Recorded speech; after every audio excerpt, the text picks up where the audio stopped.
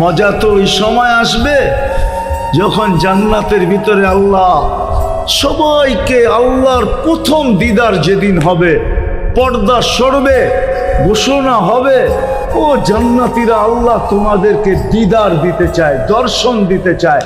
পর্দা সরবে আর আল্লাহ নামবে আর আল্লাহর দিদার হবে। আর আল্লাহ নামতে নামতে সমস্ত জান্নাতীদেরকে বলবে সালাম কওলাম মির রাব্বির রহিম, লো আমার সালাম তোমরা। কিন্তু শর্ত হলো যত বেশি আল্লাহর হুকুম মানবে। আরে বুঝাইতে পারলাম? দ্বিতীয় আরেকটা আছে, যত বেশি আমরা ওই দলের অন্তর্ভুক্ত হতে পারবো যেই দলের অন্তর্ভুক্ত হলে এদেরকে হিজবুল্লাহ বলে, আল্লাহর বাহিনী বলে, রিজালুল্লাহ বলে, আল্লাহর মানুষ বলে, ওই দলের ভিতরে যতটুক আমি অন্তর্ভুক্ত হতে পারি। এখন দেখাই আল্লাহর দলের ভিতরে অন্তর্ভুক্ত কারা। আল্লাহর দলে অন্তর্ভুক্ত ভালো মতে, কিন্তু ভালো মতে, কেননা দিন কিয়ামতের সকাল পর্যন্ত জিন্দা থাকতে হবে। দিন ছাড়া আমাদের কোনো পরিচয় নাই। দিন ছাড়া আল্লাহর কাছে কারো কোনো পরিচয় আছে নাকি?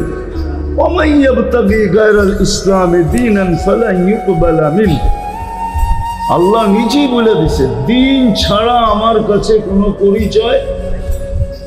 আমি একটু ঘুরায় তর্জমা করলাম, এখানে তো অনেক বড় বড় মুহাক্কিকিন আছে, এরা আবার তর্জমা ভুল না ধরে ফেলে, ঠিক না? এই জন্য একটু ঘুরায় তর্জমা করলাম। আল্লাহ এটাই বুঝাইতে চাইতেছে দিন ছাড়া আমাদের কাছে কোনো ভ্যালু নাই। ওমান ইয়াবতাগি গায়রাল ইসলামি দীনান ফালা ইউকবালা মিনহু,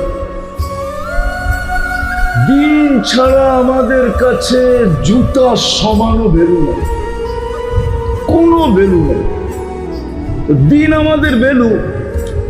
আমাদের ভ্যালু কি? মূল্যায়ন কিসের দ্বারা? দিনের দ্বারা। তো দিন টিকায় রাখার জন্য আল্লাহ নিজের বাহিনী নিযুক্ত করছেন। একটা হলো আপনি আল্লাহর হুকুম দ্বারা উপরে উঠবেন মানার দ্বারা, আরেকটা হলো আল্লাহর বাহিনীর অন্তর্ভুক্ত হলো। কি বাহিনী? আল্লাহর বাহিনীগুলা দেখাইতেছি আপনি ভালো মতে মনোযোগ। প্রথম বাহিনী হলো যারা আল্লাহর কোরআনের হরফকে সুরক্ষিত করে, অক্ষরকে। কি কি অক্ষর বোঝেন? কি? আলিফ বা তা সা, যারা অক্ষরকে সুরক্ষিত করে এরা আল্লাহর বাহিনী। আই নড়াচড়া না ছাত্ররা, নড়াচড়া না, মনোযোগ। তোমাদেরকে ভিতরে বসানোই ভুল হয়েছে, তোমাদেরকে বসানো উচিত ছিল কামরার ভিতরে। কি কও? বিলকুল চুপচাপ, নড়াচড়া না। তো প্রথম বাহিনী হলো যারা কি করে অক্ষর সুরক্ষিত করে, তাদেরকে বলে কারি। কি? হ্যাঁ, কারিরাই অক্ষর সুরক্ষিত করে, উল্টা জায়গার থেকে পড়তে দেয় না, কফকে কাপ পড়তে দেয় না, আইনকে হা পড়তে দেয় না, হাকে হা পড়তে দেয় না। কারিরই তো মাখরাজ, ঠিক না? না উজুর মনে মানে না, ঠিক না? নাই দেশে কারি, হ্যাঁ মক্তবে নাই।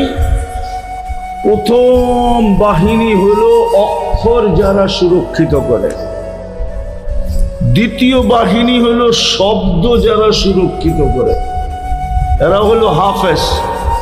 কোরআনের শব্দ সুরক্ষিত করে, কিচ্ছু বোঝে না, অর্থ মর্থ কিচ্ছু বোঝে না, শব্দ সুরক্ষিত করে। উল্টা পড়লেই লুকমা মারে। এরা হলো শব্দ সুরক্ষিতকারী বাহিনী। অক্ষর সুরক্ষিতকারী বাহিনী হলো কারীরা, শব্দ সুরক্ষিত বাহিনী কারা? হাফেজরা। তৃতীয় হলো মানি মতলব সুরক্ষিতকারী, অর্থ কেউ ভুল করে পার পাবে না, তর্জমা কেউ উল্টা করে পার পাবে না। মানি মতলব তফসির সুরক্ষিতকারী তৃতীয় বাহিনী হলো আলেমরা। কারা কারা? চতুর্থ একটা বাহিনী আছে যারা কোরআন হাদিসের হাকিকতকে সুরক্ষিত করে, বাস্তবতাকে সুরক্ষিত করে, যাদের ছোঁয়ায় গেলে মানুষটা কোরআন হাদিসের রূপে রূপান্তরিত হয়ে যায়। এরা হলো আল্লাহওয়ালারা। কয় বাহিনী হলো? কয় বাহিনী?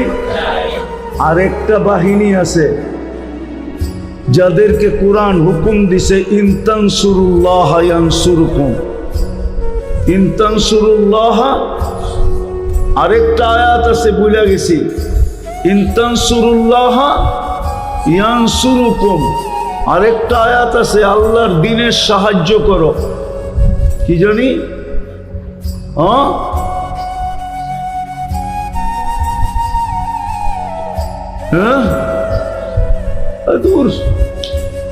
আল্লাহর দ্বীনের সাহায্য করো। ইনতানসুরুল্লাহ ইয়ানসুরকুম। পঞ্চম বাহিনী হলো এই সব কিছু যারা সুরক্ষিত করে তাদেরকে যারা সাহায্য করে, এটা হলো পঞ্চম বাহিনী। তাদেরকে যারা সহযোগিতা করে, সাহায্য করে, এমনকি মহাব্বত করে, এমনকি মন থেকে মহাব্বত করে। সাহায্য তো করতে পারে না, সহযোগিতা করতে পারে না, সম্বল নাই, কিন্তু মন দিয়া কি করে? মন দিয়া, এক হাদিসে আছে, মান আহাব্বাল উলামা ফালাহুল জান্নাহ, যে মন দিয়া ওলামাদেরকে ভালোবাসবে আল্লাহর রাসূল বলে জান্নাত তার জন্য অবধারিত, অবধারিত, অবধারিত।